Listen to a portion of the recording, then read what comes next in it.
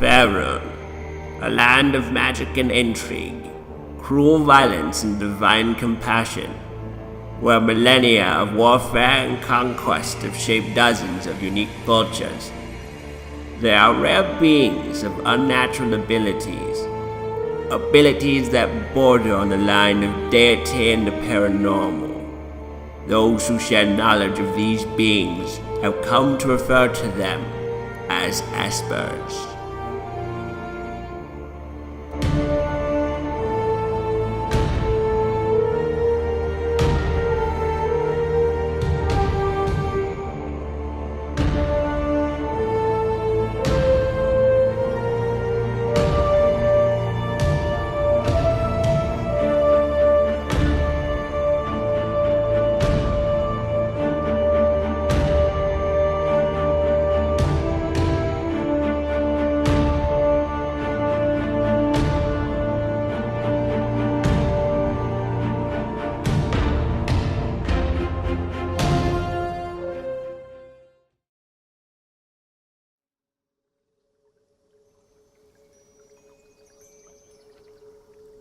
Continued downstream through the night. The faint glow of sunlight has begun to peek over the horizon. It fills the sky with mighty colors of red and splashes the clouds in endless rays of pink. The freshly illuminated landscape comes into view before you. Gargantuanly tall, spire-like trees paint your horizon in verdant green. Valkyr speaks up. The High Forest. Many trees in there are older than the cities and the silver marches themselves. It is as dense as it is mysterious. We must keep our wits about us. You climb ashore and take your first footfalls into the massive realm of woodland. The ground is spongy. The earth seems to hug your boots and gently release them with each step. The scent of foliage fills your nostrils with a mixture of dampness and decay. The golden light of dawn is replaced by the semi-illuminated beams of dappled light. There is no formal path. Only breaks between the trees as broad and round as castle spires. Is there anything we should be looking out for? Native creatures, anything? I guess whatever's in a forest. I've never been in this particular place before, but I do know that the ruins of Kars lie to the southeast. Now, I'm not the survival type, so if any of you would like to volunteer and take point on this, I'd welcome it. Swiftfoot is used to open plains, long distances, lots of running. I think it might be best, Morgana, if you could, since you seem to be able to live in the shadows, take point. Well, sweet cheeks, since you asked so nicely, I guess I can do that for you. You, sir, should take point. I'll go the first day, and we'll see how things play out after that. Burlau, since you're going to take point then, go ahead and give me a survival check. 15. You spend the better part of 4 days navigating through the densely populated trees at a pretty decent pace. The twisting path is relatively calm, treating your ears to the serene song of birds and your eyes to the untouched beauty of nature. On the 4th day, you come upon an aged and broken stone arch overlooking a pond. With the sun near its apex, Balkris suggests taking your midday rests here. Balkris begins to set up a small fire and pot. So all I have is rice. Unless any of you are good at foraging, this is all we've got. He's going to go and try to run down deer with a spear. Okay, give me a survival check, Swift. No, I don't find anything. Yeah, after about 3 hours of making your way through the forest trying to find anything, first you set your sights high for deer. Then your sights go a little bit lower for maybe rabbits. Then your sights go even lower for something even smaller, squirrel, bird. You come back and, it's like, well, I found these feathers. I found a couple of berries. Actually, you don't even find that. That or they're poisonous. I am going to look a little further up and try to climb into some of the trees and shoot birds with my crossbow. Why don't you give me a survival check as well? Nice. 14. Morgana, you taking your way out after Swift comes back empty-handed, climbing the trees, you do find a number of small birds. You're able to pick them off with your crossbow. See you, boys. You just gotta put your sights a little higher and let a lady do her job. Well, fine. If the lady wants to cook, then by all means. Balkris gets really quiet for that. So Balkris shares the rice with Swift and Burlisle, and Morgana, you're going to share your... I suppose I can share, because with the rice it would make a nice little stew. So giving up your 1 pound of meat plus Balkris's rice, you guys actually do make a pretty decent stew. What kind of bird did you find? Well, black ones. What else do you want? So you guys have now officially named this Blackbird Stew. You guys... Burlisle, are you still maintaining point for the group? Yes. Give me a second survival check. 19. You start off on the trail again, continuing east as per Balkris's instructions. You spend the better part of an hour navigating the thick undergrowth of twisted roots and troublesome shrubs. The canopy is denser within this section of forest, allowing only the occasional streak of light to pass through. Everyone give me a nature check. This is everyone. 11. 7. And 11. You watch as a collection of faint, flickering orbs waft gently through the air. The orbs shift in soft hues, ranging from blues, greens, and yellows. Before you can react, there is an audible snap. Everyone make a dexterity saving throw. 3. 19. A natural 3. Natural 20. Unnatural. Balkris and Burlisle, you are immediately caught off guard as a large net immediately hoists the two of you off the ground. Morgana and Swift, you just get out of the way. Swift more than just get out of the way. Just dodge it as you hear that snap, and you watch as two of your allies are lifted up. It's at that moment the faint flickering orbs make their way up and try swarming around your group. They stop short, seeing that the two of you have not been caught up. It's now you look a little closer. These orbs are actually small people giving off a faint glow. One of them has like a little bit of a bluish glow to it. Smacks the one with a yellowish glow. I told you we made it too obvious. I didn't think it was that obvious. Look, we got 2 of them, but we missed the other 2. This little one flies up to your face, Morgana, just there hovering right in front of you. How dare you trespass into the high forest? Who are you? Haven't you ever heard of personal space? Get on my face, you little bug. Whoa, Kind of backs up. bug. I'll have you know that I am a sprite, protector of the forest. Make a dexterity check. Come on, roll 3. 8. This one got a 6. Don't be looking over here. The blue sprite got a 6. So you snatch it right out of the air. The one with the yellowish glow. Guys, help! And the other sprites kind of begin to start swarming around you, Swift. I'm actually going to have them make attack rolls against you. That's a 14. That is a 21. And it's 14. A small toothpick-like arrow flies right into your neck, taking 1 piercing damage. He's like, okay. Yeah, they're tiny. They're like, yeah. Go ahead and make a Constitution saving throw. Oh, man. 12. You feel something kind of tingling into your neck, but you ignore it ultimately. It's just whatever. Meanwhile, Burlisle, you're up in this net with Balkris. What are you guys doing? I just say a small chant to myself, to use my thaumaturgy to try to give a little gust of wind to kind of push us. I want to grab onto a branch to try to get us out. The net slowly starts kind of bringing a little bit of sway, but it's right now it's a little low. You're going to need a little time for a build-up. I would actually like to spend a round or 2 to try and befriend this glowy little thing that's in my hand. Don't worry. Sweetfoot won't harm you. You're just interesting. You caught my eye. Give me your persuasion check with disadvantage, obviously. 6. You get the sense that it's not calming down. Language. There's a lady present. After a few moments of this, your attention is all gathered as the surrounding trees suddenly begin to twist and contort. They become tightly wound, almost stitching together like sewing thread. You quickly realize that the area that you're in is becoming closed off, with no immediate exit in sight. Shortly after, you hear a series of heavy footfalls as each resounding thud grows louder, closing in on your position. Stepping over this newly formed wall is an immense being standing an intimidating 20 feet tall. Gazing up at this creature, you're witness to what looks like a giant living oak tree. The body is mostly humanoid, with 2 thick tree trunks for legs leading up to a massive wooden torso, and a cracked, gnarled face juts out from its upper torso, just beneath its broad, verdant shoulders.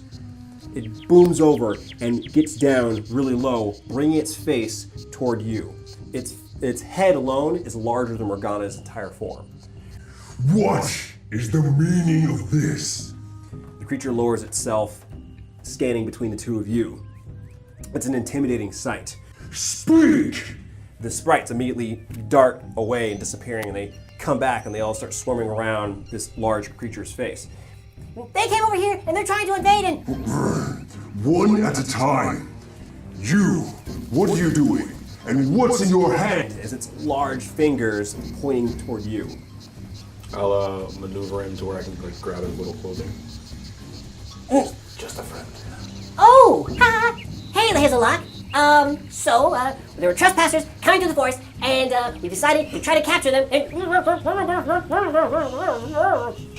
No one's trespassing. We're just venturing through. Are you aware of what happens to people who make their way to the High Forest unwelcome? No, but I feel like you're about to tell us. Release him. What would make us welcome? He starts flittering up, goes over, lands on his shoulder. You see, I told you. Be quiet. Zipping it up. I don't mean to be rude. As he lifts himself up and grabs at the net, just one palm, single grip, grabs the both of you and rips it apart and then sets you two on the ground. But recently, unwelcome visitors filed my forest. May I interject? This is why we are here. Now we are hunting the orc, yes? Have these been the ones troubling you? That's what I was saying before, boss. It was the orc. Yeah. We have come here to clean them out of your forest, and anywhere else they bevexed our kind. Give me a persuasion check. 13. Normally beings are not unwelcome here. But these orcs unnecessarily hunt the wildlife here, cut down trees, dispose of bodies in the river. I don't mean for you to kill them, but if you can stop them from doing these actions, persuade them to leave, then I will grant you passage. That's not a bad idea. Okay. I'm okay with that idea. You will go with them. I was thinking maybe I can watch from a distance. You will go with them. Okay. As he zips over and flies, not toward you, lands on your shoulder. Those two are mean, that one's really fast, and that one's just nasty. Just try not to talk too much, please. Quietest guy around. You won't even notice I'm there. In fact, the second you even think I'm gone, I'll be right there. Be like a ghost in your ear, whispering. I try to swipe at him as he's talking. We have a group mascot. I am known as Hazellock. I am one of the many guardians of this forest. The little one on his shoulder, that is Lapis.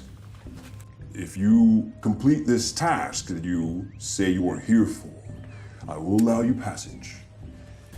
That is all we request. No interference, and we will do our best to not harm your forest.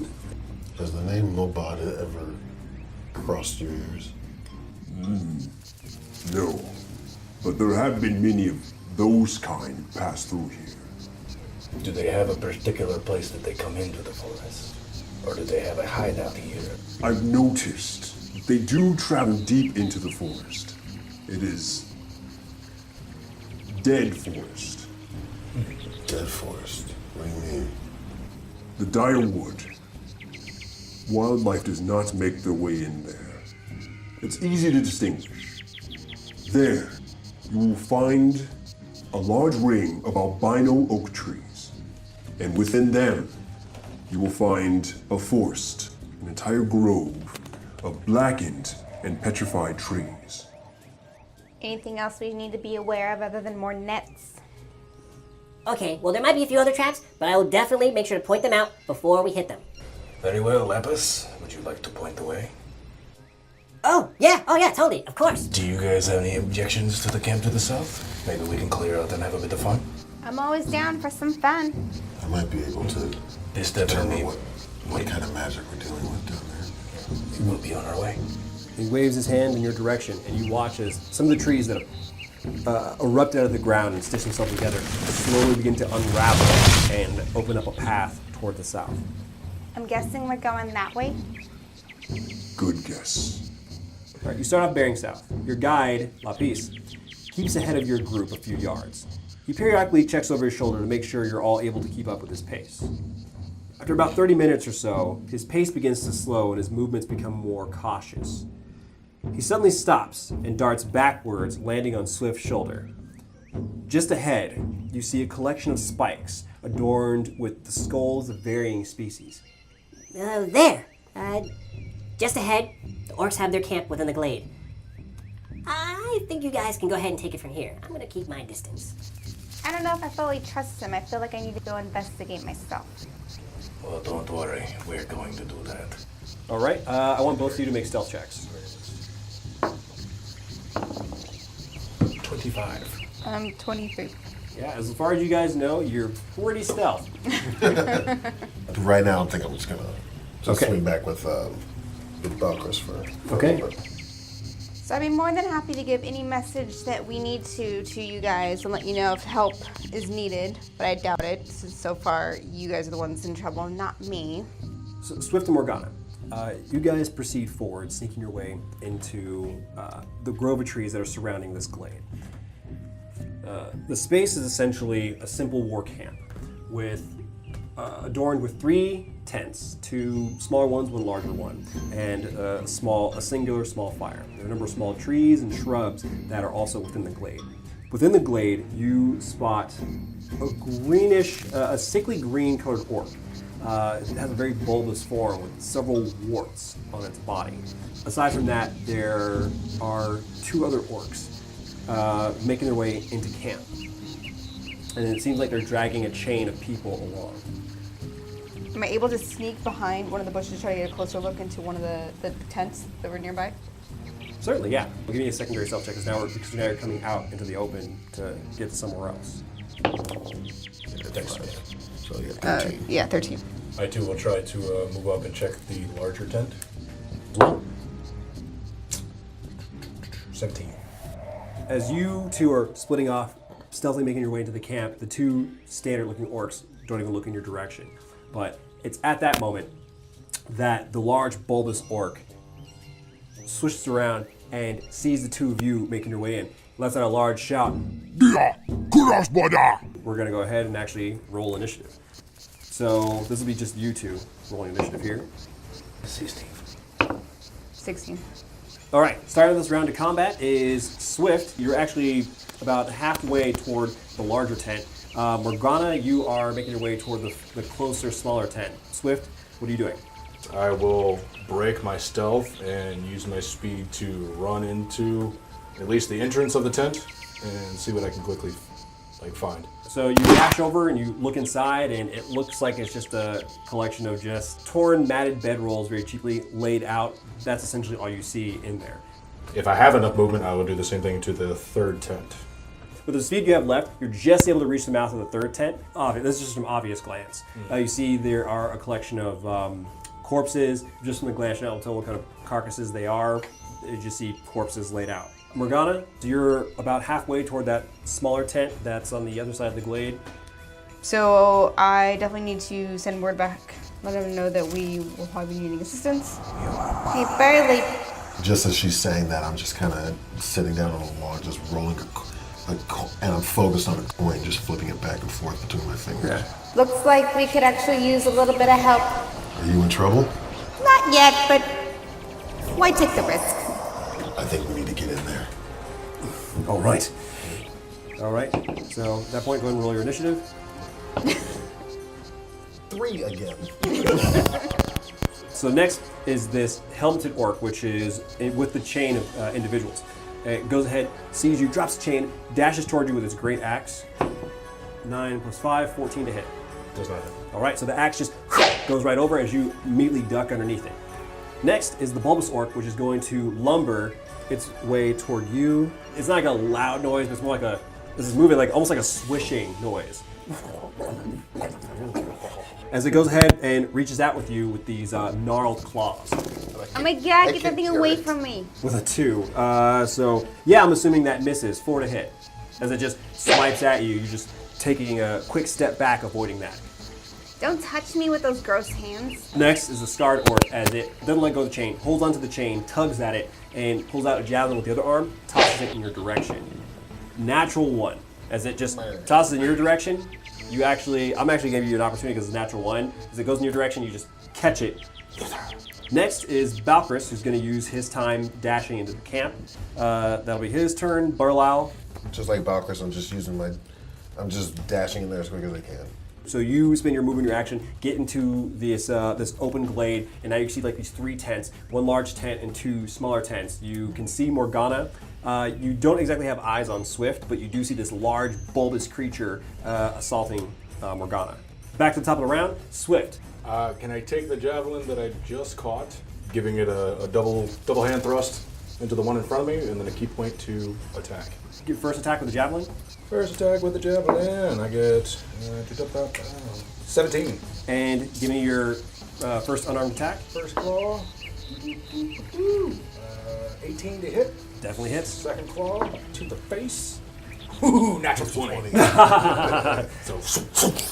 You take the javelin, you just like literally catch it out of the air, flip it around, stab it into the orc with both hands, and as he reaches down to grab that javelin, you stab him once across the face, and you claw deep into his chest, rip out some innards, and he just passes out from the pain right at your feet. Yes. So that's 1 down. So when I take my movement, I will use my feline reflexes to double my standard movement speed, so I have 80 feet to move, if needed.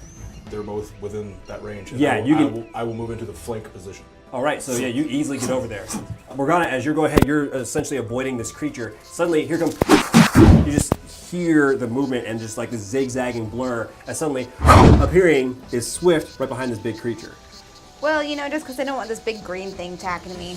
Yeah, who would? I am going to use the dagger and try to stab it. All right, so because he's in range, roll advantage. Natural 20.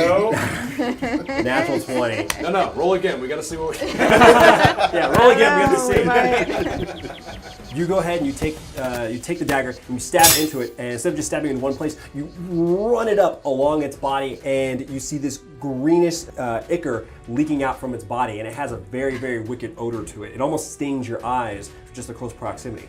And I thought you were ugly just on the outside. Even after that gnarly attack, it is still standing, holding its form. You can hear it. Bulbous Orc is going to go ahead and make another attack at you, because you've just given it a gnarly slash. 8 plus 4, not enough to hit you. Swipes again, but you're essentially keeping that dagger there, messing it up. Next is the Scarred Orc, which is going to cross the field, yanking the imprisoned people with it. Does not have enough range to actually throw the javelin at you. It's moving in through the middle of the camp, dragging people along with it. Balkris is going to go ahead. He sees the giant orc. He's going to cross, make his way toward the middle. He's going to pull out his heavy crossbow and fire at the Scarred Orc holding prisoners. 17 plus 3, it's 20. Definitely makes a hit. Natural 20. Just fires right over, nicks it right into, or stabs right into its chest. 9 damage. And he's actually going to take a second shot at it. This one misses. It just goes right over. Burlau, it is your turn. Big bulbous one. He's the one that took damage already, right? Yes. Okay. I'm sure he's pissed now. So I'm actually going to act as support as I'm coming in. I see him. He's about 30 feet away. I'm going to cast my blindness deafness on him. Okay, he's going to make a saving throw against you. 7 plus 10, or plus 3, so 10. I believe that does not make it. For you two, you guys are right in this range. You see Burlau reach out, and this black energy seems to escape from his hand, and suddenly the big bulbous orc, his eyes turn completely black, and you see he's noticeably confused. He's just kind of looking in every direction. I'll actually make my way towards the big bulbous joint. To the biggest one? Okay. All right. Using the rest of your movement to get over there. So flanking? Yes. Okay. It's at that moment you guys hear footsteps trudging through the forest as two more creatures come out. They're orcs riding these large, gnarled, beastly things you've never seen before. They're coming from the north side of the camp, so they've got a little bit of distance from you. Swift comes back around to you. I would greet Burley as he walks up and joins the group, but I will disengage from the big one and run over to the other one holding the chain. So it's nothing to you as you dash right over to him. I will fall and claw. 15 for the first one? 15 hits. Second one? No. That is a 10. Okay, as you go ahead and you dash over to him, you go for his jugular. As you slash out, with one quick slash, your long claws, just cup it right out. The throat piece goes flying as he reaches up for his throat, drops the chain, and just trying to gasp for air. You can see him slowly bleeding out. Morgana, you and Burlisle are right next to this large bulbous one. What are you doing? I'm going to try to take it out again with my dagger and finish the job this time. Okay, and you get to roll advantage, so roll 2 times, take the higher number. 6. 1. So because now it's blinded, it's just swiping around in every direction crazily. It's just enough to catch you off guard where you can't sink in and attack. I'll go ahead and back away. So yeah, so you disengage and you back away from it, just swiping at nothing, doesn't even know where you are. Bulbous Orc doesn't know anybody's there, is going to go ahead and try to swing around crazily. 16, 14 to you, Burlisle. 14 to me? Yeah, No. it's just swiping crazily, reaching at nothing as you just are keeping your distance. So one of the orc riders is going to split off, make his way toward the center of the camp with you, pulls out a javelin, and is going to toss it in your direction. 17 to hit. 17 hits. Okay, you take 6 piercing damage. Valkyris, who's going to take a shot at the one that's nearest you. 19, natural 19, that's definitely a hit. As he goes ahead, loads another bolt to his crossbow, fires out, and that thing takes 9 damage. Nice. And next is the other rider, which is heading in your direction. Yeah, he has enough distance. So as he's coming up, he brings down his great axe, holding it with one hand. Actually, no, he can't. He has to hold it with 2 hands. Brings out his javelin. Rules, man. Brings out his javelin, is going to close the gap toward you and toss it in your direction. 17 to hit. And that is 6 piercing damage. Burlisle, it is your turn. What are you doing? I'm going to use my chill touch right now to take on both the big bulbous joint and then the one of the orc rider that just tried to hit me. So Give me 2 rolls. 14. That's a hit. Okay. So I know that's not gonna hit. Essentially clench your fist with your great sword in the other hand. As once again those hands start reaching up, grabbing onto that orc. Go ahead and give me the damage. 1. The hands come up and deal some simple damage to it. It's still swinging, going crazy all over the place. And the other one on top of this creature is mobile enough to evade it. Yeah. I'm not taking a bonus action, but I am gonna risk moving back from the bulbous just because while he's swinging, I don't want him to be able to hit me.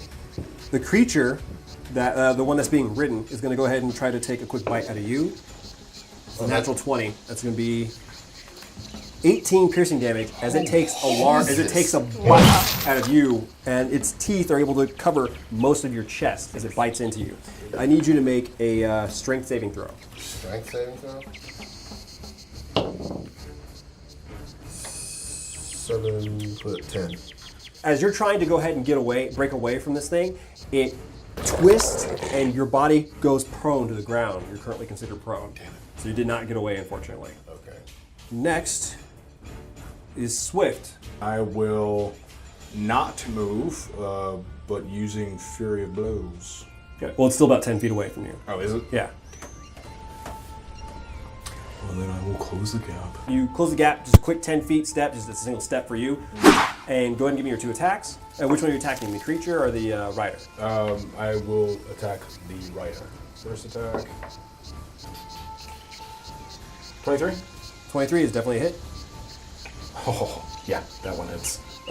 What is it? 19 plus 6. So as you leap into the air and you plant one flat foot against its chest, you spin around and plant a second foot into its face, knocking it off the creature, skids along the ground, doesn't seem to move after that. Essentially, you are now on top of this creature.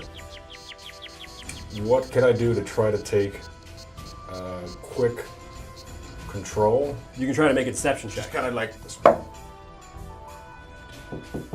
11. It doesn't seem to react any differently. It doesn't seem to buck you off or anything like that. Then yeah, I will quickly take the reins and kick him off in the direction of the bulbous and the other rider. It responds. So it uses its 50 feet of movement to get over in that direction.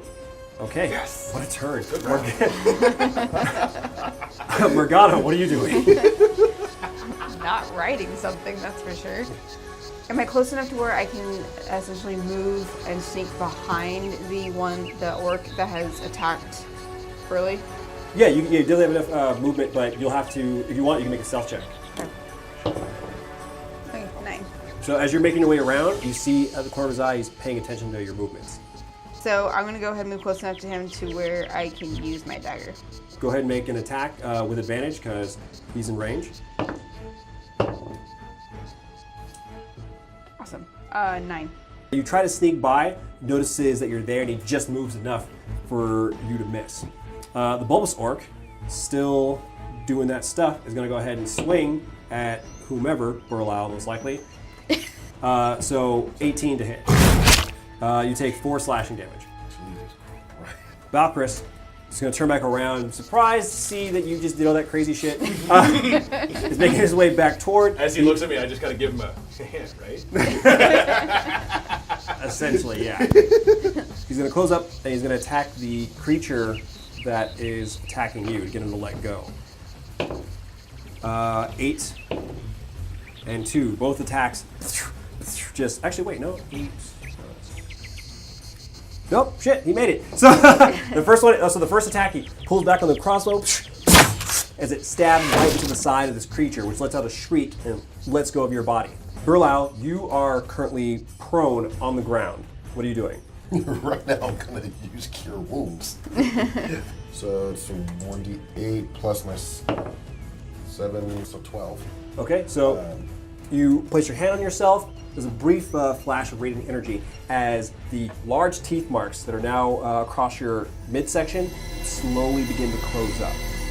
And at that point, I will at least just get myself up from the prone position. Okay, so now you're standing up. Swift, you are now atop of this beastly creature. Yeah, no, I'm just gonna maintain control, and I'm gonna use my spear as I pull up behind him and just right in the back. Go ahead and give me attack with advantage. Nice. So, spear. Just the die, essentially. 23. As you're dashing up, you have both your hands up and you slam right into it, essentially charging like a, well, it is a javelin. As you charge forward, slamming into its back, give me the damage. With 7 points of piercing damage. 7 points of piercing damage right to its back. As he turns around, sees you over its shoulder. You still have one more attack. 17 to hit. 17 to hit, does hit for the orc. So after you stab into it, it twists, looks in your direction. You immediately slash at its face for even looking in your direction. So it's just got this nice 4-claw mark on its face. And I will use my second key point for patient defense. Okay. Morgana, you are currently in this clusterfuck of people fighting each other in close range. What are you doing? So I'm going to take out the big blind one. So I'll go ahead and disengage and then move further back to be able to use my crossbow. Give me the attack with advantage. All right, big green ugly thing. Let's see if I can take you down finally. 13. As that bolt flies out from your wrist crossbow, flies right into its neck. It just swings in that direction, thinking it gets somebody, but it doesn't. Next is the bulbous orc, which is going to swing around for Burlisle once again. Disadvantage, 8 plus 4. No. So just once again, just Valkyris is going to get a little closer. Will have enough range to go ahead and pull out his sword. And he's going to attack the rider. He essentially runs up with his longsword, both hands, stabs into it from the side. As he goes ahead, rolls off of the creature. Burlisle, it is your turn. I'm actually going to pull out my great sword and actually take a swing at the big bulbous joint. 8 plus 5, that will give me 13. That does hit, yeah. Or you can roll again for advantage because it's blind. Yeah, just to be sure. I think I'll take the 20. Natural 20? Yes. No, take the 2. Yeah, take the 2. Plus 6, 14, 24 points of damage. So as you unsheath your greatsword, you swing down into the bulbous one. It cuts in, driving deep, 6 inches right through its shoulder. It's at that moment, its bulbous form expands and then suddenly explodes. I need Burlisle, Swift, the creature you're riding, and Balkris to all make Constitution saving throws. 18. 14. So suddenly, this that greenish ichor that you saw earlier for Morgana's stab splashes on everyone who's nearby. You take 7 points of poison damage. Balkris takes 7 points of poison damage. You take 7 points of poison damage, and your creature takes 14 points of poison damage. And the other one that's just across takes 14 points of poison damage, and it is gone. As that acidic poison splashes on it, it just cries out in pain and it curls up onto the ground. Told you boys that thing was gonna blow. All right, the only thing you have left is the ward, which it's looking around. Looking around, sees no other allies nearby, but it still does see enemies. Noticing that it's still kind of not friendly towards the rest, I will restrain the reins and try to hold him in from doing anything but standing there with me on his back. It's at that moment you hear. What is the meaning of this? Swiftfoot is your new master now. You will listen to Swiftfoot. At this point, I'm going to need you to make a persuasion Persuasion. with disadvantage. Awesome. Woo! So that's an 8 there. 14. It's at that moment it then begins to try to buck. So you guys are going to make opposed athletic checks. 10. 8. At this point, it just starts bucking like crazy, trying to get you off, but you're able to maintain. Down, says Swiftfoot. Morgana, what are you doing? Now you're seeing this thing now essentially realize that there's no orc riding it. Aside from they're prisoners in the camp. So I take a look over at Swifty and call out to him, "Hey Swift, just hang on. It's like riding a bull. You'll be fine." Swiftfoot is trying hard! I actually will go ahead and I want to go over and help the people who are still chained. You make your way over to them, easy enough with the distance. They are a little, once again, reserved in seeing you with your horn sticking out. Go ahead and give me a dexterity check. Flat dexterity. Okay, so 8. So that's 8. You go ahead and you try opening the lock, fiddling with it, but can't get it open. Balkris makes his way over with his longsword. Back away, I have the beast! This thing will eat you if it gets the chance. If it starts to, then by all means. Can't take that chance. As he goes ahead, takes his longsword, he's going to go ahead and attack it. Natural 20. So he makes his way over, and while you're going ahead and you're pulling it up, distracted, takes the longsword as he takes one attack at the back of its neck, brings it back, slices again as the head just lops off and rolls onto the floor. Hey, personalities, man. They can't all just be agreeable. I'm going to go ahead and assist Morgana with freeing the prisoners. I'll try to use my strength. I'll try to use my great sword. Yeah, so go ahead, give me an attack roll. 10. Yeah, you hit the chain. As you go ahead and you bring your greatsword down, you break the chain in one place. There are essentially 7 individuals in this chain here, and you've broken one of the links. Swift, what are you doing? Just holding the reins of a dead warg. Yeah, it just goes. Imagining what could have been. Makes his way over to the chain, pulls out his toolkit. Thieves' tools. All right, give me a dexterity check. Ooh, there we go. 21. As you go ahead and you make your way down the line, not really using any tool, just essentially using like your claws. You're just gonna pick at it. Is that each one unlocks easily. Oh, thank Melora. Thank Melora. Obviously, we were a little skeptical, but we apologize. We did not mean to offend. Thank you. Thank you. Look toward Balkris. A knight in silver as well. Oh, thank you. Thank all of you. Thank all of you. Oh. Valkyrie steps up. Where are you from, exactly? Well, I don't know about these two, as he points to the last two who are on the end of the chain. We're from, our group is from Or's Rest. We were recently brought up here over the night. Have any of you heard the name Mobhad?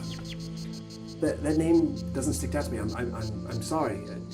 Can you make your way safely back to camp or city, town, anything? I think we can. They start splitting up and picking up some of the weapons that the orcs had and arm themselves. I'll point them in the direction of which we came. Are you guys going to check out the camp? Yeah, actually, yes. I'll finish checking it out. All right, give me a perception check. She got a natural 20. Oh, yeah. At this point, when you get a natural 20 for a perception, you have to yell out, "I see everything!" So, I see everything! Natural 20. Oh, both of you. Natural 20 for Swift, natural 20 for Morgana. 16 for me. Let's see, you guys find amongst the rubble in the camp a loaf of bread, javelin, rations, a bone statuette, and a tinderbox. So feel free to split it up however you see fit. A few moments after things calm down, you see that little faint blue glow, Lapis, as he flies into the camp, he's looking at everything. Wow! Huh! You guys are wild. Well, I hope he found something while he was up there while we were doing all this hard work. Yeah, I found that you guys know what you're doing. And that's a big deal. Of course, a promise is a promise. Hazellock had one more little thing for me to do, and that was to lead you to the Dire Wood. I will direct you there personally, if you prefer. Most definitely, yes. That would be most appreciated.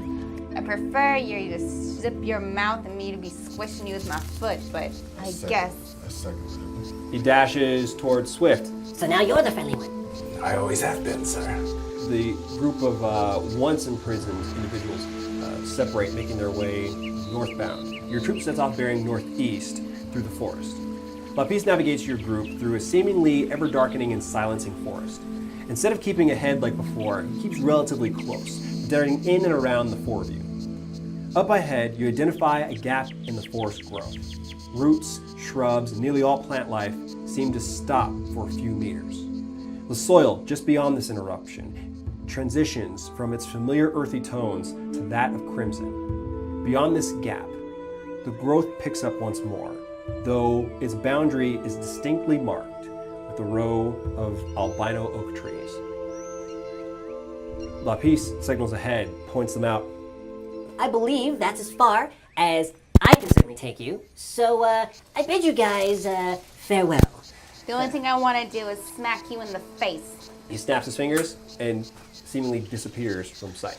You can still hear his wings fluttering, but you can hear it just going off into the distance. Before you lies your destination with the sun long set.